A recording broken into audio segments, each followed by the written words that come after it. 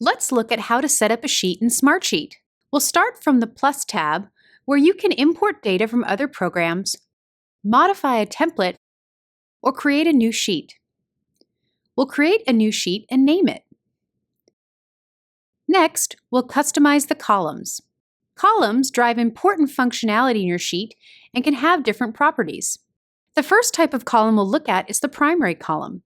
The primary column is a text or number-based column that contains key information about each row in your sheet. We'll double-click on the column header and name this column Task Name. We could also select Rename Column from the column drop-down menu. We'll name this second column Assigned To and give it contact list properties to make it easy to assign tasks and share information with team members. If you've already imported team member contacts into Smartsheet, names will autofill as you start typing.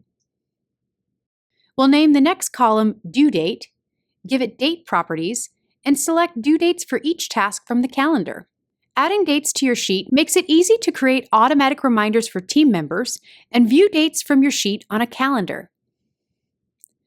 Then we'll create a Stage column, give it drop-down list properties, and enter the list values. Drop-down lists simplify data entry and come in handy if you use Card View, which I'll show you later. Finally, we'll make a Status column with symbol properties and select red, yellow, green balls to show the status of each task. Now that you've created your columns, you can rearrange or resize them.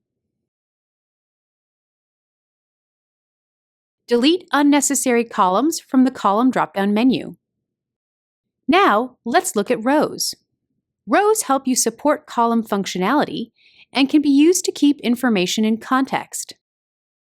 Attach files and add comments to any row. Move rows using drag and drop.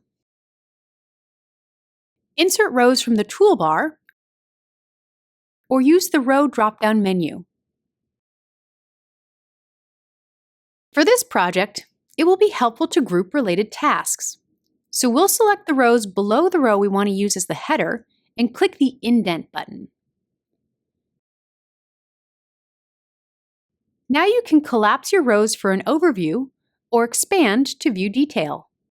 To share your sheet with the team, click the Sharing tab, enter the names of the people you want to share with, and set their permission levels.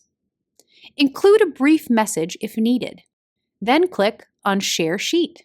Each recipient will get an email inviting them to view the sheet. We set up this sheet in Grid View, but Smartsheet offers multiple ways to view your work.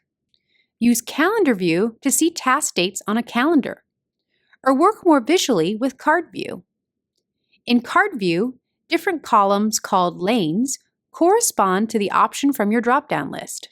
In this case, the cards are organized by stage: Not Started, In Progress, In Review, and Completed, because the Stage column is a drop-down column in the sheet we created. You can rearrange cards and add cards. Each card you add becomes a row in your sheet. You can also view your sheet as a Gantt timeline. The sheet we created has due dates, and we'll add start dates so we can use the Gantt view. And that's how you set up a sheet in Smartsheet. To learn more, check out these resources.